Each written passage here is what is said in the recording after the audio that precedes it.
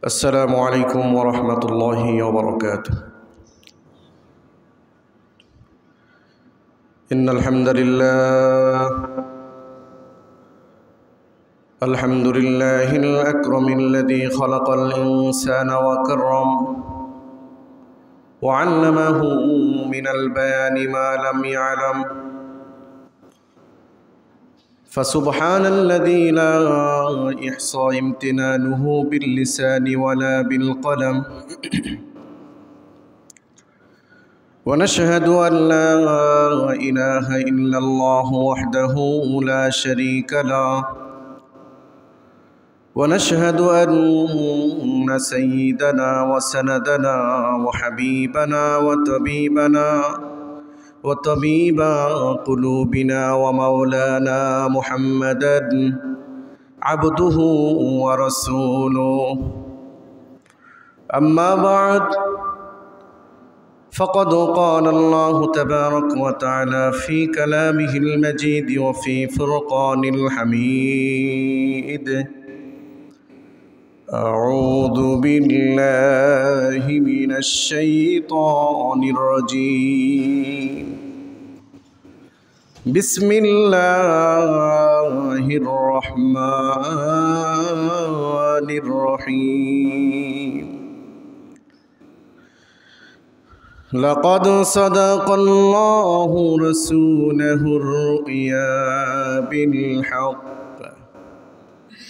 لتدخلن المسجد الحرام إن شاء الله آمنين. وقال رسول الله صلى الله عليه وآله وسلم: المسلم كرجل واحد، اشتكى عينه واشتكى رأسه، إلى آخر الحديث، أو كما قال النبي عليه الصلاة والسلام. وقال تبارك وتعالى في كلامه المجيد وفي فرقان الحميد: أعوذ بالله من الشيطان الرجيم. بسم الله الرحمن الرحيم. إن الله وملائكته يصلون على النبي يا أيها الذين آمنوا صلوا عليه وسلموا تسليما. اللهم صل على محمد وعلى آل محمد كما صليت على إبراهيم وعلى آل إبراهيم إنك حميد مجيد. اللهم بارك على محمد وعلى آل محمد كما باركت على إبراهيم وعلى آل إبراهيم إنك حميد مجيد. صدق الله مولانا العظيم وصدق رسوله النبي الكريم، ونحن على ذلك لمن الشاهدين والشاكرين، والحمد لله رب العالمين। আলহামদুলিল্লাহ। মুআজ্জাজ হাজিরিন, আল্লাহ সুবহানাহু ওয়া তাআলার শান দরবারে কালিমাতুশ শুকর আদায় করছি যে আল্লাহ সুবহানাহু ওয়া তাআলা আজকে পবিত্র শাওয়াল মাসের দ্বিতীয় জুমা, আল্লাহ সুবহানাহু ওয়া তাআলা আমাদেরকে দুনিয়াবি বিভিন্ন ধরনের কাজ কারবার থেকে ফারিক করে সুস্থতার নিয়ামত বাড়িয়ে দিয়ে আল্লাহর গোলামি করার জন্য আল্লাহ পাক তৌফিক দিয়েছেন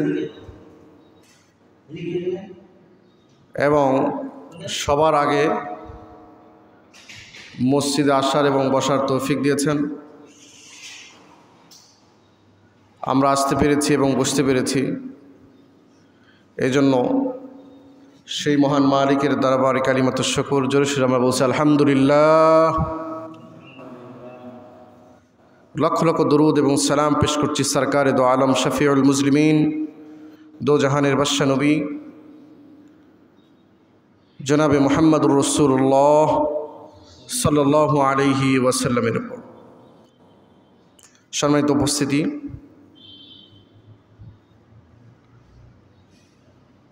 পুরা পৃথিবীতে যখন মুসলমান এবং ইসলামকে নিয়ে ষড়যন্ত্র, ইসলামের দুশ্মনেরা যখন ষড়যন্ত্রের মধ্যে লিপ্ত রয়েছে, বিশেষ করে আমার মজলুম জনতা, ফিলিস্তিনের নরনারী নিষ্পাপ শিশুদের উপর নির্মমভাবে নিষ্ঠুরভাবে বর্বরচিত একের পর এক আক্রমণ চালিয়ে যাচ্ছে, ইসলামের মহান দুশমন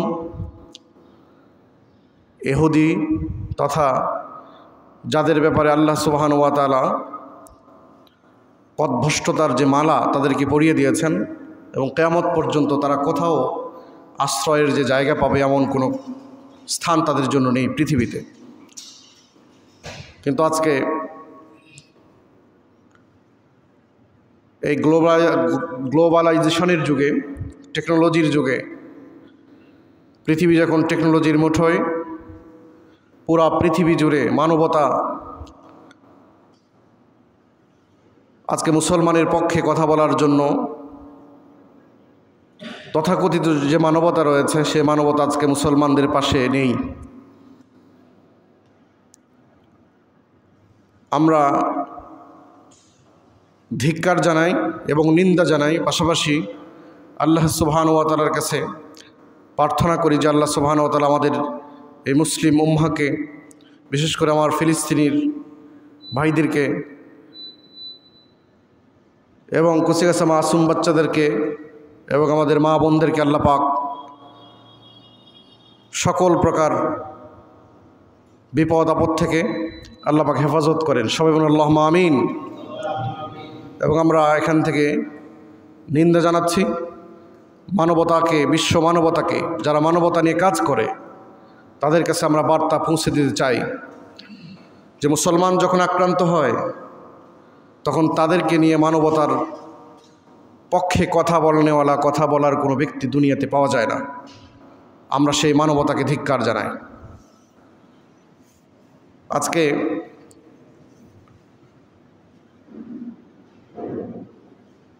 আমরা যে বিষয় নিয়ে কথা বলবো,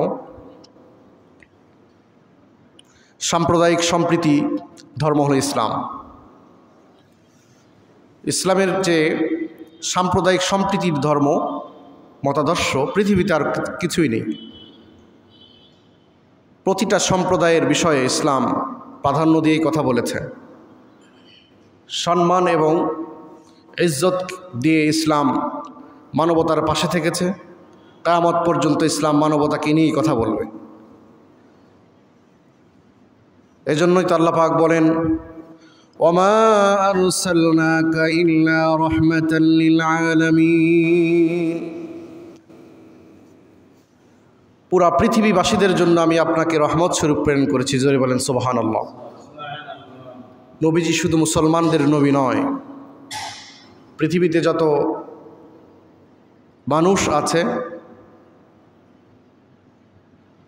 পুরা পৃথিবীবাসীদের জন্য, পৃথিবীতে যারাই আছে না কেন, যত প্রাণী, যত মাখলুকাত আছে, সবার জন্য বিশ্বনবী জনাবে মুহাম্মদুর রাসূলুল্লাহ সাল্লাল্লাহু আলাইহি ওয়াসাল্লামকে আল্লাহ পাক রহমত স্বরূপ প্রেরণ করেছে। এর জন্য যারা মুসলমান তাদের জন্য রহমত, যারা মুসলমান নয় তাদের জন্য আল্লাহ পাককে তার হাবিবকে রহমত স্বরূপ প্রেরণ করেছে। সুতরাং সবার জন্য নবী, সবার জন্যই তিনি কথা বলেছেন। তার চরিত্র, তার কথোপকথন দেখে, তার ব্যবহার দেখে ইসলামের দুশমনেরা ইসলামের সুশীতল ছায়া আশ্রয় নিতে বাধ্য হয়েছে। ইসলামের ইতিহাস প্রাণবন্ত ইতিহাস। এদিকে লক্ষ্য করলে একটা প্রাণীকে যে মর্যাদা দিয়েছে ইসলাম, মানুষ তো দূরে থাক, প্রাণীকে। বনী ইসরায়েলের একজন পাপিষ্ঠ মহিলা ছিলেন, বুখারী শরীফের রওয়ায়াত। এই পাপিষ্ঠ মহিলা, জেনাকারী মহিলা, ইনি এত অন্যায় করেছেন যে সে অন্যায়ের পাপ মোচন হবে কিনা তার জানা ছিল না।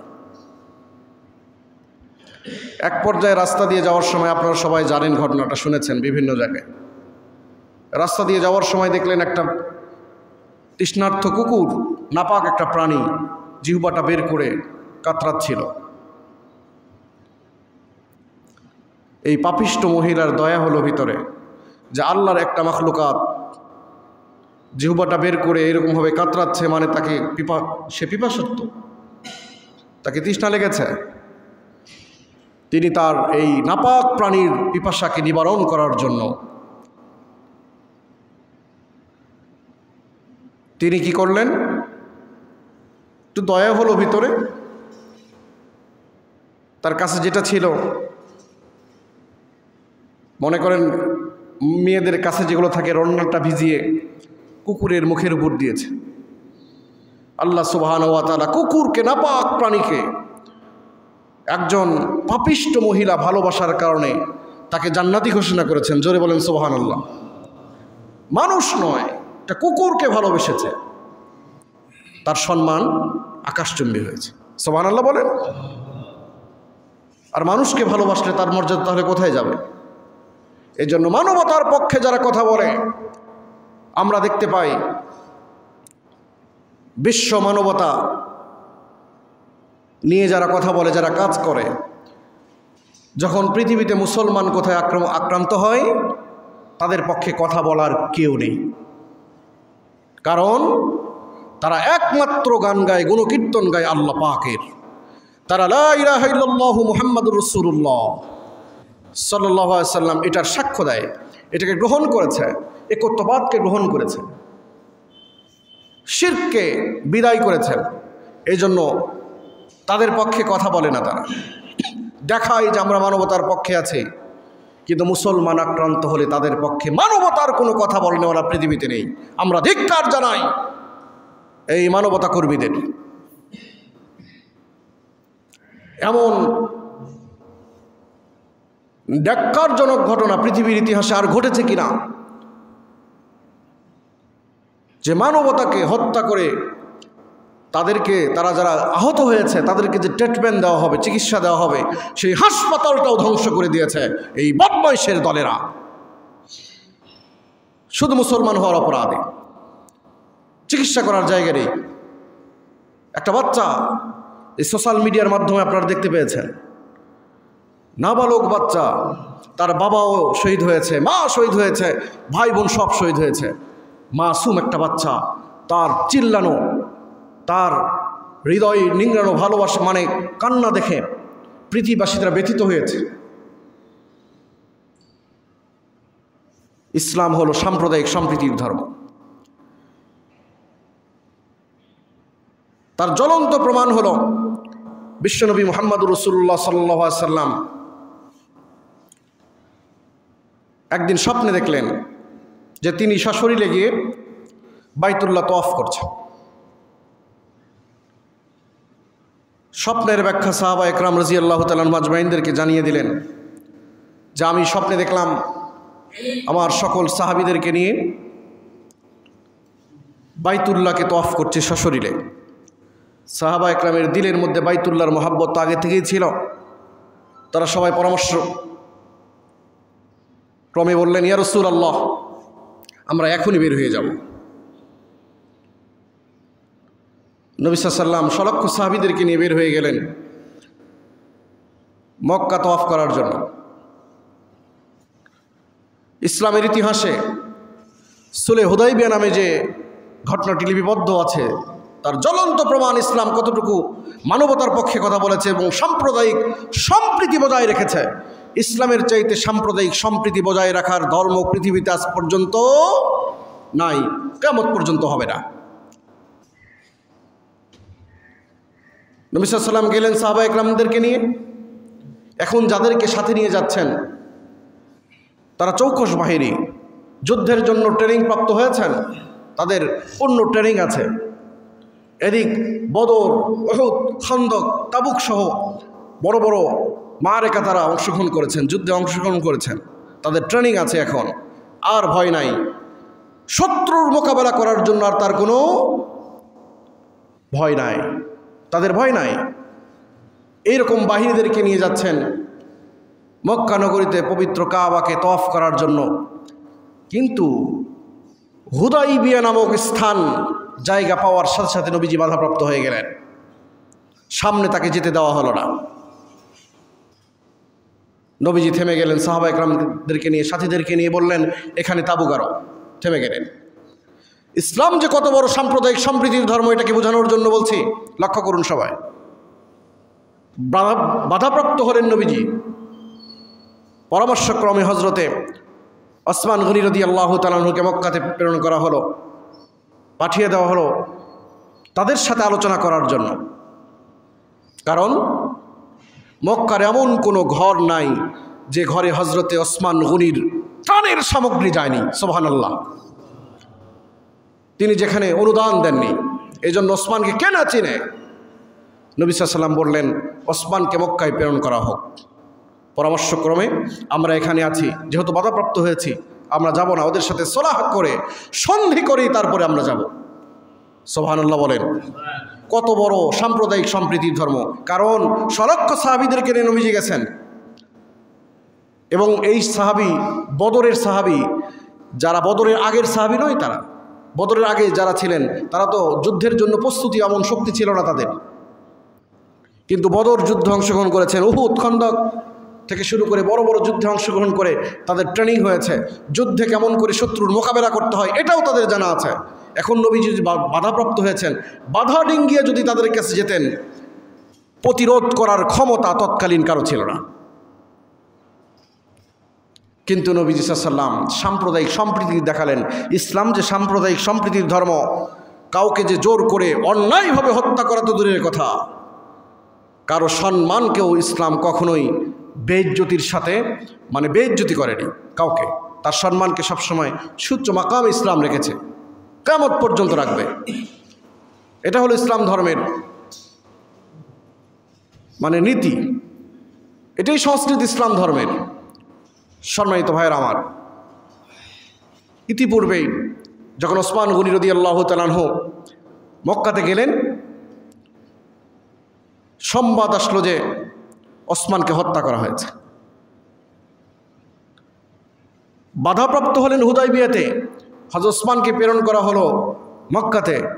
সংবাদ আসলো যে ওসমানকে, অর্থাৎ যিনি সলাহ করার জন্য, সন্ধি করার জন্য গিয়েছেন, কথা বলার জন্য, চুক্তি কেমন করে হবে তাদের সাথে আলাপ আলোচনা করার জন্য গিয়েছেন, কিছুক্ষণের মধ্যেই নবীজি শুনতে পেলেন যে ওসমানকে হত্যা করা হয়েছে। এবার নবীজি সাল্লাল্লাহু আলাইহি ওয়াসাল্লাম সাহাবা একরামদেরকে নিয়ে হাতে হাত রেখে বাইয়াতে রিদওয়ান করলেন, শপথ গ্রহণ করলেন যে ওসমানের হত্যার প্রতিশোধ ছাড়া আমরা মদিনায় ফিরব না। সুবহানাল্লাহ। আল্লাহ পাক এই বাইয়াতে রিদওয়ানের সকল সদস্যের উপর রাজি হয়ে গেলেন, সন্তুষ্ট হয়ে গেলেন। আল্লাহ পাক বললেন যে হে রাসূল, আপনি যে হাত দিয়েছেন ওই হাতের উপর আমি আল্লাহ পাকের স্বয়ং কুদরতি হাতও রয়েছে। সুবহানাল্লাহ। এবার প্রতিশোধ, অর্থাৎ ওসমানের হত্যার প্রতিশোধ না নিয়ে নবী যাবেন না। চাপে পড়ে গেল মক্কার কাফেররা। ওসমান রাদিয়াল্লাহু তাআলা আনহুকে বের করে দিতে তারা বাধ্য হলো। বের করে দিয়ে তারা যখন হুদাইবিয়া নামক স্থানে আসলো, তারা চুক্তি করলো। ইসলামের ইতিহাসে চলে হুদাইবিয়া নামে যে ইতিহাসটা লিপিবদ্ধ আছে, ইসলামের সাম্প্রদায়িক সম্প্রীতির যে সুমহান ধর্ম, এটা তার জ্বলন্ত প্রমাণ। আজকে মানবতারা ইসলামের পক্ষে, মুসলমানদের পক্ষে কথা বলে জঙ্গিবাদ, বিভিন্ন ধরনের গাল দেয়, গালমন্দ করে আমাদেরকে। আমরা ধিক্কার জানাই এই জাতিদেরকে। মুসলমান সবসময় মানবতাকে নিয়ে কথা বলেছে, সাম্প্রদায়িক সম্প্রীতিকে সুচ্চ মাকাম দিয়েছে ইসলাম। সুবহানাল্লাহ বলেন। এজন্য আল্লাহ পাক বলেন ইন্নাদ-দীনা ইনদাল্লাহিল ইসলাম, Islam complete code of life. Islam is the best religion of the world. পুরা পৃথিবীতে একমাত্র ইসলাম হলো সুমহান ধর্ম। সুবহানাল্লাহ। যে কোনো ব্যক্তি আক্রান্ত হয়েছে তাকে ইসলাম হাত ধরে তুলে নিয়ে এসেছে, তার সম্মান দিয়েছে ইসলাম। বাধাপ্রাপ্ত হলেন, তারা সন্ধি করতে আসলো। এবার যে চুক্তি হলো, এই চুক্তি আশ্চর্যজনক চুক্তি, সন্ধি। এই সন্ধি এমন করে হলো, আপনারা জানবেন যে তারা লিখে দিল, প্রথমে এসে তারা চুক্তি করলো। এত শক্তিশালী বাহিনীর কাছে এসে যখন তারা এগুলো চুক্তি করে, তাও ইসলামের নবী মুহাম্মদ রাসূলুল্লাহ সাল্লাল্লাহু আলাইহি ওয়াসাল্লাম তাদের সাথে যে আচরণটা করেছেন, ইসলামের ইতিহাসে স্বর্ণাক্ষরে সেটা লেখা আছে। এই শক্তিশালী বাহিনীর কাছে এসে তারা প্রথম যে প্রস্তাব দিল, তারা এসে বলে, যেখানে উপস্থিত ছিলেন খোলাফায়ে রাশিদিনের 4 জনই ছিলেন, সাইয়েদনা হযরত আবু বকর রাদিয়াল্লাহু তাআলা আনহু, হযরত ওমর ফারুক রাদিয়াল্লাহু তাআলা আনহু, আলী ইবনে আবি তালিব রাদিয়াল্লাহু তাআলা আনহু, ওসমান গনি তো ছিলেন রাদিয়াল্লাহু তাআলা আনহুম আজমাইন। তারা উপস্থিত ছিলেন। তাদের সামনে এসে বলে যে প্রথম নাম্বার যে চুক্তি সেটা হলো মুহাম্মাদুর রাসূলুল্লাহ। এই মুহাম্মদ, তারপরে যে রাসূলুল্লাহ আছে, মুহাম্মাদের পাশে থেকে রাসূলুল্লাহ কেটে দাও। মক্কার কাফেররা এসে চুক্তি করল যে মুহাম্মাদুর রাসূলুল্লাহ এই নামের কাছ থেকে কি কেটে দাও, রাসূলুল্লাহ কেটে দিতে হবে। নবীজি উপস্থিত আছেন মজলিসে, সমস্ত 6 লক্ষ সাহাবী উপস্থিত।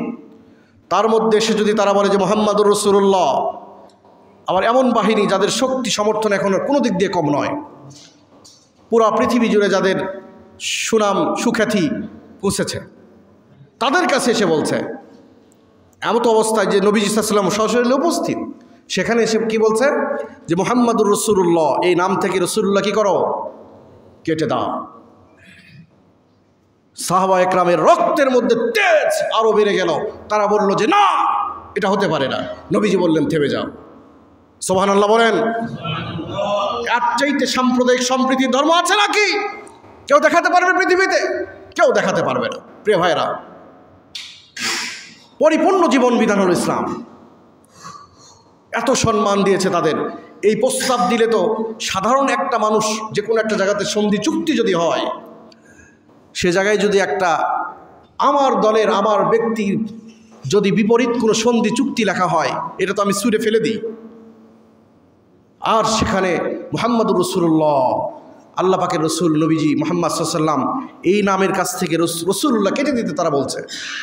নবীজি বললেন, হযরত আলীকে ডাক দিয়ে বললেন, আলী এদিকে আসো, কেটে দাও তুমি। হযরত আলী বললেন, ইয়া রাসূলুল্লাহ আমি কেমন করে কেটে দিই? নবীজি বললেন, আমাকে দেখে দাও। হযরত আলী নবীজিকে দেখে দিলেন, নিজে হাতে নবীজি সাল্লাল্লাহু আলাইহি ওয়াসাল্লাম রাসূলুল্লাহ কেটে দিলেন। সুবহানাল্লাহ, আল্লাহু আকবার। প্রিয় ভাইয়েরা, সাম্প্রদায়িক সম্প্রীতির ধর্ম। নবীজি বললেন, সান্ত্বনা দিলেন সাহাবা একরামকে, ও আমার সাহাবীরা শোনো, আমি তাদের কাছে রাসূলুল্লাহ নয় তো কি হয়েছে, আমি তো তোমাদের কাছে রাসূলুল্লাহ ঠিকই আছি। সুবহানাল্লাহ বলেন। তাই কি না?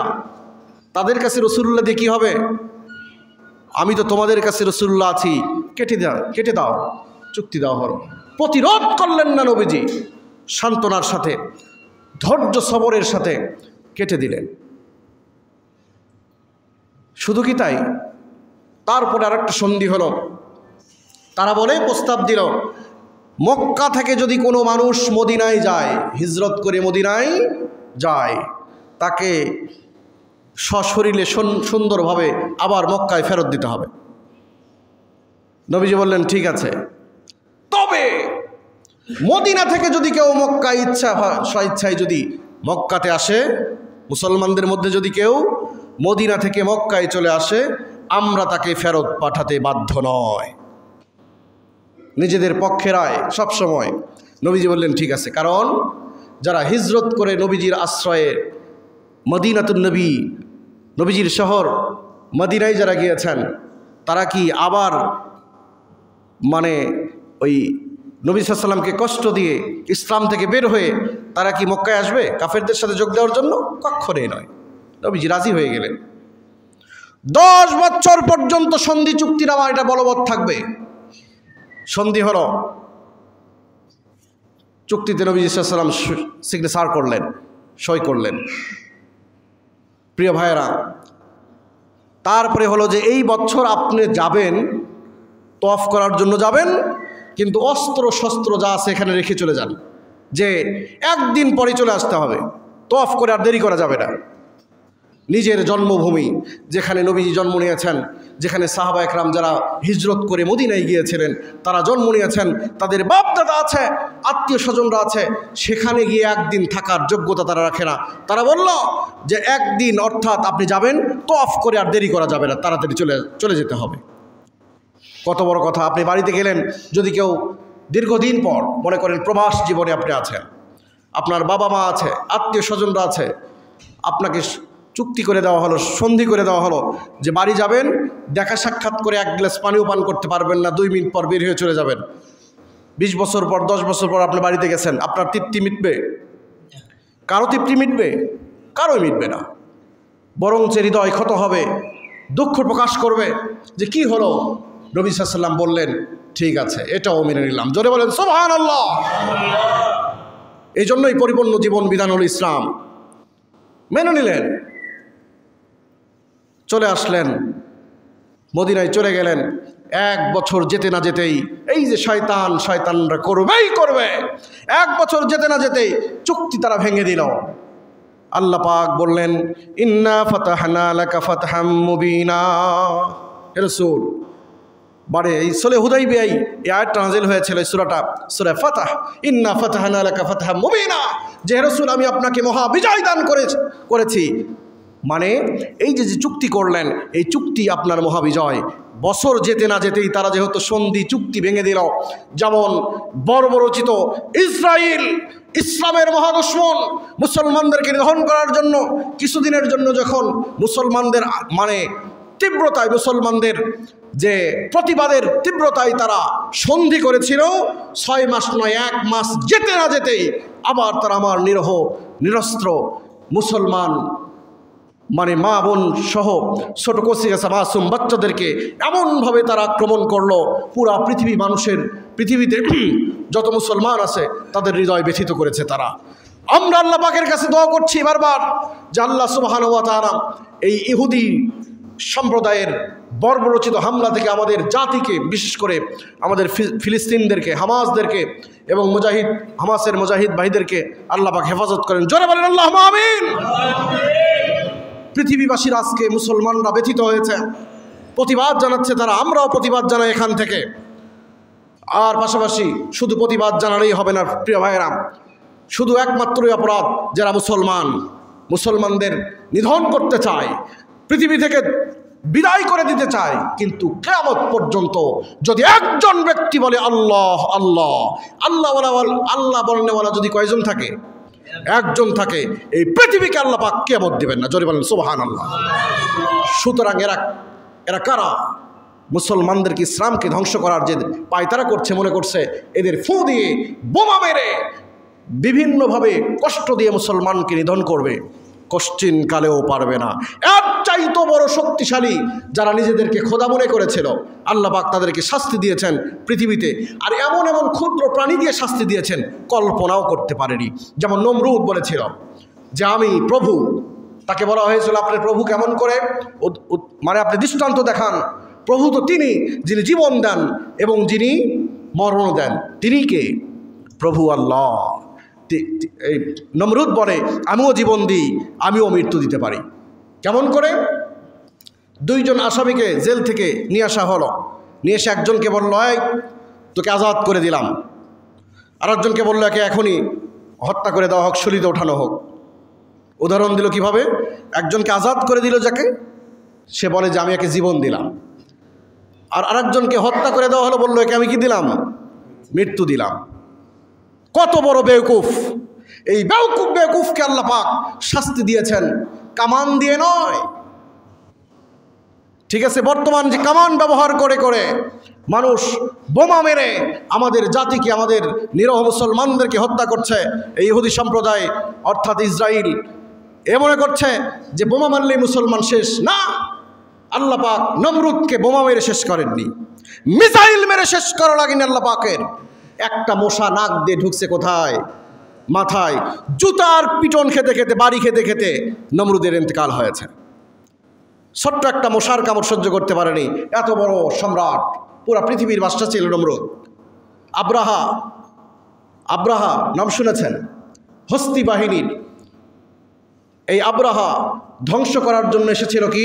কাবাকে ধ্বংস করার জন্য এসেছিল, ইসলামের বাতিকে নিভিয়ে দেওয়ার জন্য।